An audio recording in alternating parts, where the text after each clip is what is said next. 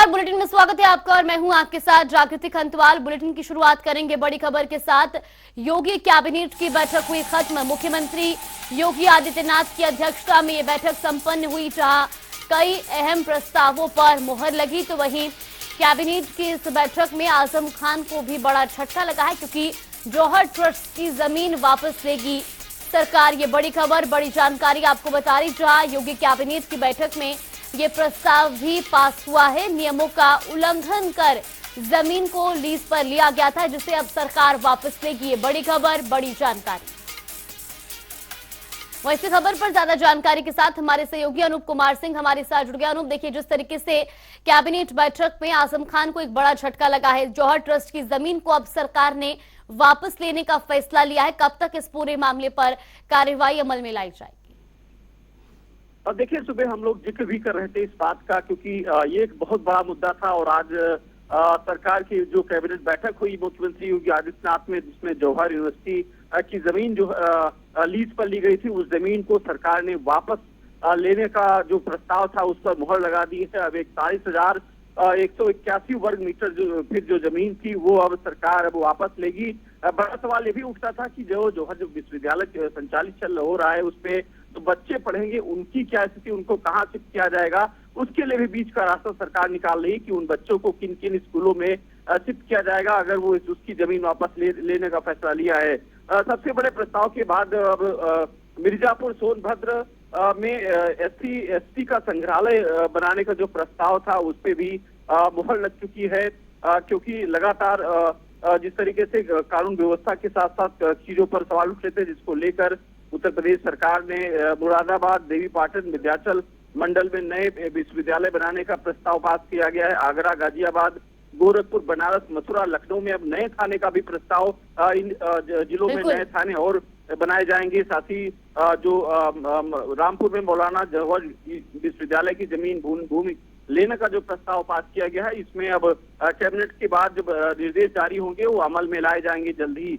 कुशीनगर में 228 करोड़ की लागत से जेल के प्रस्ताव को भी मंजूरी मिल चुकी है। पीपीपी मॉडल पर संचालित किए जाएंगे राजकीय पॉलिटेक्निक और औद्योगिक संस्थान।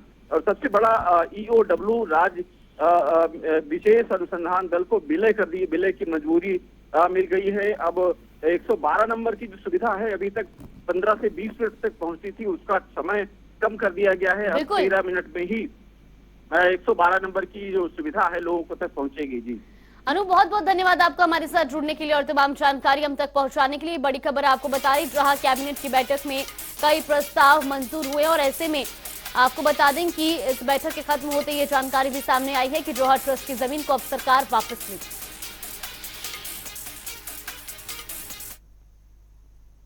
तो वहीं लौह पुरुष भारत रत्न सरदार पटेल की आज जयंती है। भारतीय जनता पार्टी ने सरदार पटेल की जयंती पर रन फॉर यूनिटी का आयोजन किया।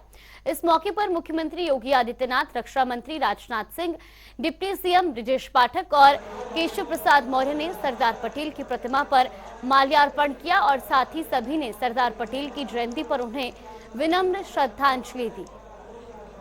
तो वहीं इसके बाद रन फॉर यूनिटी को भी हरी झंडी दिखाई गई और सभी को राष्ट्रीय एकता की शपथ दिलाई गई। ये 5 तस्वीरें भी आपको दिखा रहे हैं टीवी स्क्रीन।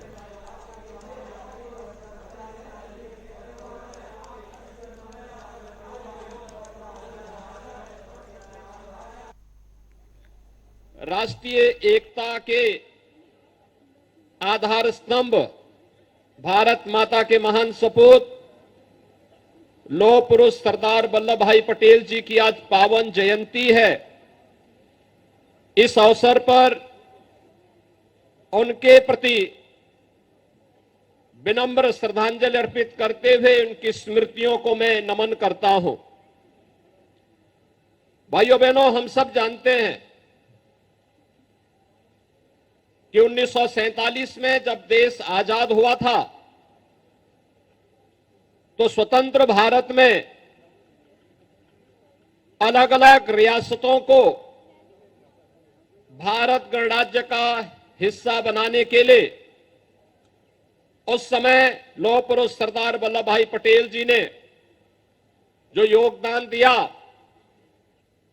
भले ही उनके कार्यकाल के दौरान उन्हें वह सम्मान तत्कालीन सरकारें न दे पाई हो, लेकिन 2014 में देश के यशस्वी प्रधानमंत्री श्री नरेंद्र मोदी जी ने सरदार वल्लभ भाई पटेल जी के प्रति श्रद्धा और सम्मान का भाव व्यक्त करते हुए भारत के नागरिक उनके प्रति कृतज्ञता ज्ञापित कर सके, इस दृष्टि से 31 अक्टूबर की तिथि को राष्ट्रीय एकता दिवस के रूप में आयोजित करना प्रारंभ किया। आज के दिन जहां हम उनको याद कर रहे हैं और अपनी श्रद्धांजलि अर्पित कर रहे हैं, वहीं पर हमें उन सभी स्वतंत्रता सेनानियों और नेताओं का भी स्मरण करना चाहिए जिन्होंने कि भारत को आजाद कराने में और स्वतंत्र भारत के निर्माण में अपनी बहुत ही महत्वपूर्ण भूमिका का निर्वाह किया है। आज जब भारत 15 अगस्त 1947 को आजाद हुआ था तो वह 562 रियासतों में बटा हुआ भारत था। अंग्रेजों ने जानबूझकर रियासतों के विलय करने या अलग रहने का निर्णय करने का मौका दिया था। ऐसे में देश के गृह मंत्री के रूप में सरदार वल्लभ भाई पटेल ने एक जो भूमिका निभाई, उसके कारण भारत हमारा पूरा एक हो पाया। यह सरदार पटेल की दूरदर्शिता और उनकी कूटनीतिक एवं रणनीतिक क्षमता का ही परिणाम था कि भारत की एकता और अखंडता यह सुनिश्चित की जा सके। आप सभी ने जूनागढ़ रियासत और निजाम शाही से जुड़ी घटनाओं के बारे में सुना होगा। सरदार पटेल ने इन दोनों रियासतों का भारत में विलय कराया। जम्मू कश्मीर के विलय का काम भी यदि सरदार पटेल को ही सौंपा गया होता तो संविधान की धारा 370 की समस्या किसी भी सूरत में सामने न आती और उसी समय समाप्त हो गई।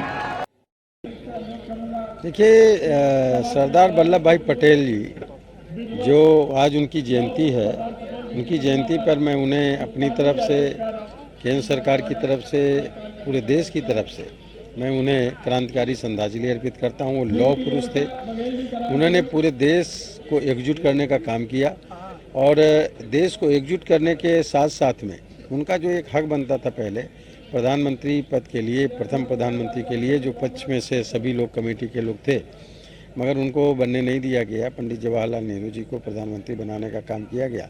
फिर भी सरदार वल्लभ भाई पटेल ने पूरे देश को एकजुट करके एक धारा में, एक डोर में पिरोने का काम किया। आज उनकी जयंती है, जिस पर आज यहाँ पर एकता की दौड़ रखने का काम किया गया है। Run for unity Sardar Vallabh भाई पटेल जी की जयंती के अवसर पर माननीय रक्षा मंत्री जी के मार्गदर्शन में, माननीय मुख्यमंत्री जी के मार्गदर्शन में एचएएल के सहयोग से आयोजित हुआ था। लखनऊ के हजारों नौजवानों ने, युवाओं ने, बुजुर्गों ने, बच्चों ने प्रतिभाग किया है। मैं सभी का बहुत बहुत हार्दिक बधाइयां देता हूं, शुभकामनाएं देता हूं और आभार प्रकट करता हूं अपने लखनऊ के बासिंदों का, जितने इतनी बड़ी संख्या में सरदार वल्लभ भाई पटेल जी की जयंती को मना करके एक अभियान चला दिया है कि हम भारत माता के प्रति और समर्पित भाव से काम करेंगे। आज सब लोगों ने प्रण लिया है, शपथ ली है। मैं ऐसे अवसर पर सरदार वल्लभ भाई पटेल जी की जयंती के अवसर पर उन्हें नमन करता हूं, प्रणाम करता हूं। समाजवादी पार्टी के अध्यक्ष अखिलेश यादव ने प्रेस कॉन्फ्रेंस की इस दौरान उन्होंने आरोप लगाया कि उनका भी फोन हैक करने की कोशिश हो रही है। अखिलेश यादव को भी एप्पल से अलर्ट मैसेज आया है और साथ ही अखिलेश ने कहा कि सरकार इस मामले की जांच कराए। इस तरह सर्विलांस करना लोकतंत्र को खत्म करने जैसा है। बड़े दुख की बात है कि सुबह सुबह ये जानकारी मिली और इस तरह का मैसेज कंपनी के माध्यम से मोबाइल पर पहुंचा है और ये जो मैसेज बता रहा है कि आपका स्टेट एजेंसी या स्टेट की तरफ से हैक किया जा रहा है या जासूसी की जा रही है। तो बड़े दुख की बात है, आज हमारे डेमोक्रेसी में, लोकतंत्र में आजादी और आपकी प्राइवेसी को भी ये किस लिए उसको खत्म करना चाहते हैं? आखिरकार जासूसी किस लिए? और इस सीमा तक कि जो पार्टी के बड़े नेता हैं, पार्टियों के बड़े नेता हैं, उनके मोबाइल सर्वेलेंस में ले ली जाए, उनकी जानकारी हो जाए, ये बड़ा दुखद है और डेमोक्रेसी में इसके लिए कोई जगह नहीं है। इसकी जांच हो, सरकार जांच करके बताएगा क्यों ऐसा चल रहा है। तो वहीं डिप्टी सीएम केशव प्रसाद मौर्य का भी बयान सामने आया है। उन्होंने कहा कि आम आदमी पार्टी ने ईमानदारी का चोगा पहना था। आम आदमी पार्टी भ्रष्टाचार की पार्टी बन रही है। साथ ही केशव प्रसाद मौर्य ने कहा कि आम आदमी पार्टी एक एक नेता जेल यात्रा पर जा रहे हैं। ऐसा कैबिनेट की महत्वपूर्ण बैठक है, उसके लिए जा रहा हूं, समय भी हो गया है और आज राष्ट्रीय एकता दिवस है। लौह पुरुष सरदार वल्लभ भाई पटेल जी की जयंती, इस जयंती के शुभ अवसर पर मैं सभी देशवासियों को शुभकामनाएं देता हूं। राष्ट्र के लिए एकजुट रहने का आह्वान भी करता हूं।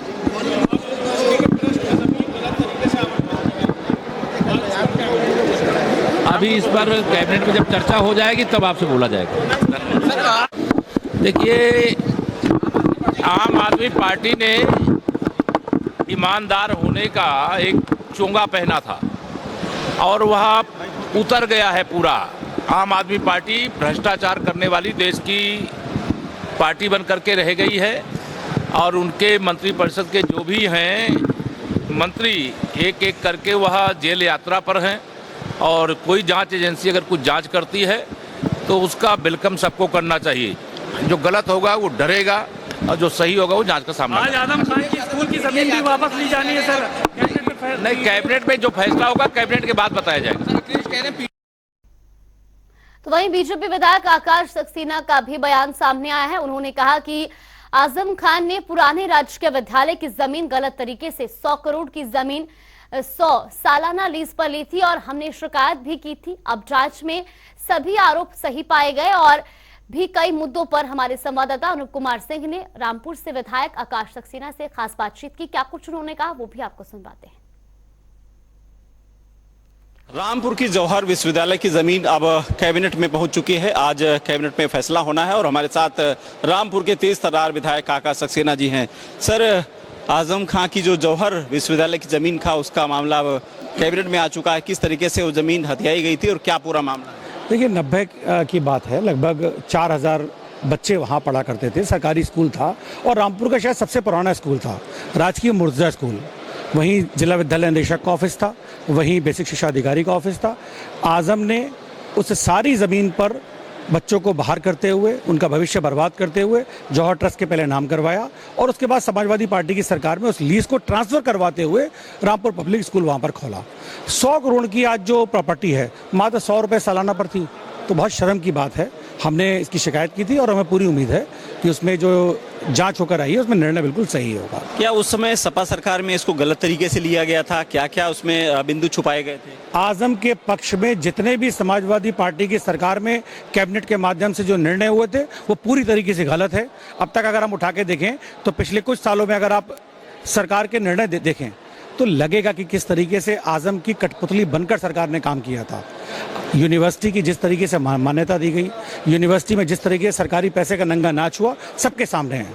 हमें पूरा विश्वास है न्यायपालिका पर, सरकार पर, जो निर्णय होगा वो एकदम सही होगा। एक सवाल बच्चों को लेकर के, क्योंकि बच्चों का भविष्य अगर यूनिवर्सिटी की जमीन वापस जाएगी तो उन बच्चों का क्या होगा जो उसमें पढ़ाई कर रहे हैं? आजम ने 4000 बच्चों के भविष्य की चिंता नहीं की, उनको बाहर निकालकर खुद पर कब्जा किया। लेकिन हम हर बच्चे के भविष्य की जिम्मेदारी हम लेते हैं।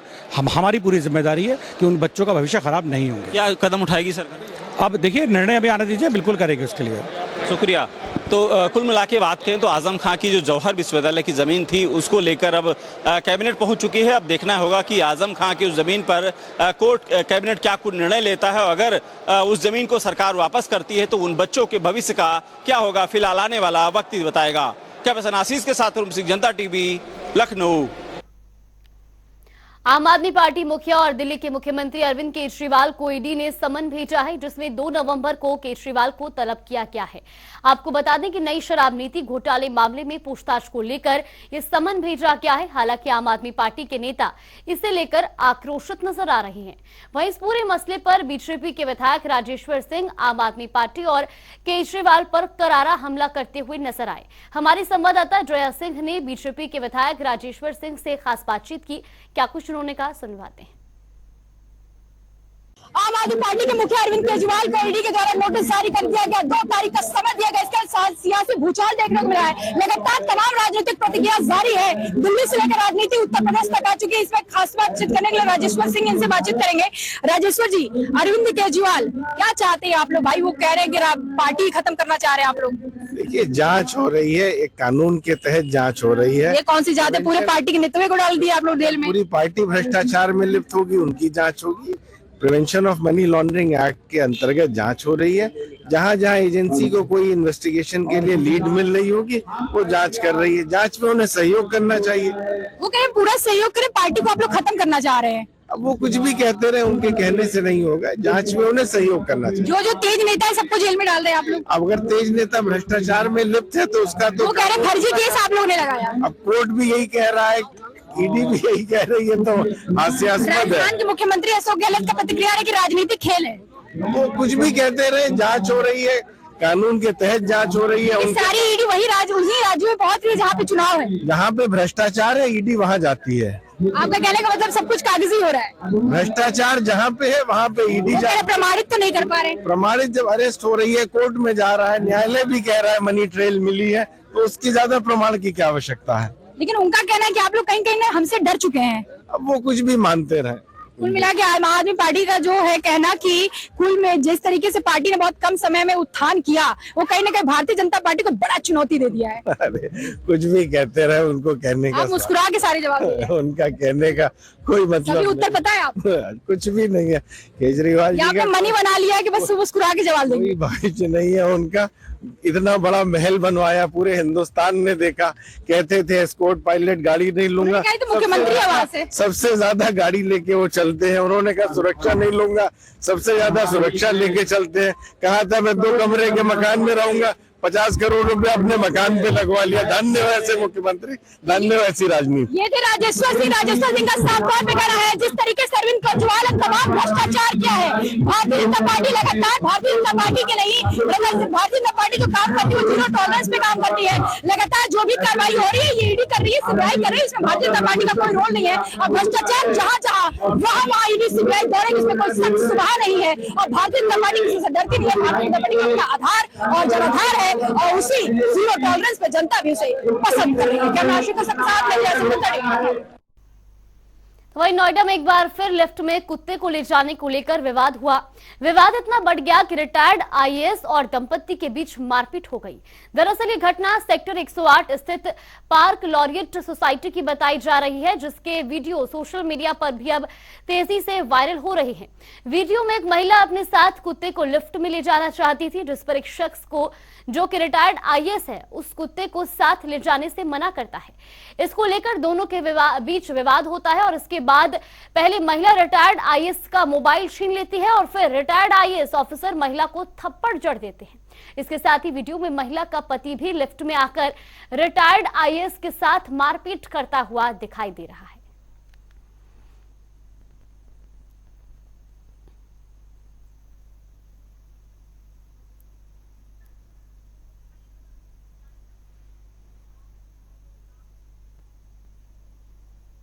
और रुक करेंगे बड़ी खबर की ओर। कानपुर से बड़ी खबर आपको बता दें, जहां कपड़ा कारोबारी के बेटे की अपहरण के बाद हत्या का मामला सामने आया है। कल शाम 4 बजे कोचिंग पढ़ने के लिए छात्र निकला था और वहीं आपको बता दें कि आज सुबह कपड़ा कारोबारी के बेटे का शव बरामद हुआ है। अपहरण के बाद 30 लाख की रंगदारी मांगी गई थी। कपड़ा कारोबारी से ये फिरौती की मांग की गई थी। ये बड़ी खबर, बड़ी जानकारी आपको बता रहे हैं कानपुर से, जहां कपड़ा कारोबारी से 30 लाख की फिरौती मांगी गई और वहीं कल शाम यानी कि 4 बजे के आसपास कपड़ा कारोबारी के बेटे का अपहरण किया गया, जिसके बाद आज सुबह छात्र का शव बरामद हुआ।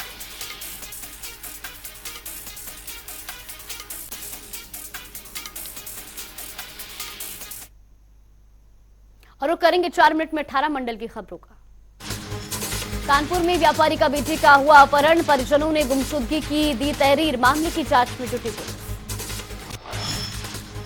सीतापुर में गैंगस्टर के साथ पुलिस की मुठभेड़, बदमाश के पैर में लगी गोली, कारतूस और मोबाइल किए बरामद। आगरा में विधायक ने सीएचसी का किया निरीक्षण, अस्पताल में लापरवाही आई सामने, अधिकारियों को लगाई गई फटकार। अलीगढ़ में थाने के पास दो पक्षों के बीच मारपीट, वीडियो हुआ वायरल, जवान ने मामला किया शांत। बदायूं में ऑटो और टेम्पो की हुई भिड़ंत, 2 लोगों की मौत, 3 घायल, अस्पताल में कराया गया भर्ती। बहराइच में तेज रफ्तार पिकअप ने बाइक को मारी टक्कर, हादसे में पति पत्नी और मासूम की मौत, 5 मासूम घायल, बाइक पर सवार थे 8 लोग। रायबरेली में मामूली विवाद को महिलाओं में हुई मारपीट, जमकर चले लाठी डंडे, वीडियो सोशल मीडिया पर हुआ वायरल। सहारनपुर में पुलिस कर्मियों ने बनाया राष्ट्रीय संकल्प दिवस, दोनों महान नेताओं को अर्पित की पुष्पांजलि, सुरक्षा और अखंडता की दिलाई गई शपथ। कन्नौज में पुलिस को मिली सफलता, लुटेरों ने के गुट को किया गया गिरफ्तार, सराफा व्यापारी से की थी लूट। मथुरा में मनाया गया राष्ट्रीय एकीकरण दिवस, वरिष्ठ पुलिस अधीक्षक के नेतृत्व में हुआ कार्यक्रम का आयोजन, इस अवसर पर सरदार वल्लभ भाई पटेल को किया गया याद। इटावा में मनाया गया राष्ट्रीय एकता दिवस, दौड़ का किया गया आयोजन, कर्मचारियों ने लिया भाग। श्रावस्ती में विवाहिता लगा रही थाने में चक्कर, नहीं मिल रहा न्याय, शादी के बाद पति ने छोड़ा साथ, मंदिर में विवाहिता ने रचाई थी शादी। आगरा में पुलिस और लुटेरों के बीच हुई मुठभेड़, बदमाश के पैर में लगी गोली, कब्जे से तमंचा और कारतूस बरामद। अलीगढ़ में दबंगों का कहर, डिलीवरी बॉय को जमकर पीटा, घायल को पुलिस ने अस्पताल में कराया भर्ती। मुजफ्फरनगर में करवा चौथ और को लेकर महिलाओं की तैयारियां तेज, बाजार में देखने को मिल रही चहल पहल। बदायूं में स्कूल वैन और स्कूल बस की हुई भिड़ंत, 5 मासूमों की मौत, 21 छात्र घायल, बच्चों की मौत से परिजनों में मचा कोहरा। आगरा मीर क्षेत्र में मिला अज्ञात युवक का शव, इलाके में फैली सनसनी, पुलिस शव की तफ्तीश में जुटी। लखनऊ में तेज रफ्तार का कहर, स्कूल वैन और वाहन में हुई भिड़ंत, हादसे में 2 बच्चों को आई मामूली चोट। आगरा में तेज रफ्तार ट्रैक्टर ट्रॉली अनियंत्रित होकर स्कूल में जा घुसी, कर्मचारी सहित एक छात्र गंभीर रूप से घायल, अस्पताल में कराया गया भर्ती। बदायूं में सड़क हादसे में पुलिस की जांच शुरू, बस और स्कूली वैन में हुई थी भिड़ंत, हादसे में 4 मासूम सहित चालक की हुई मौत।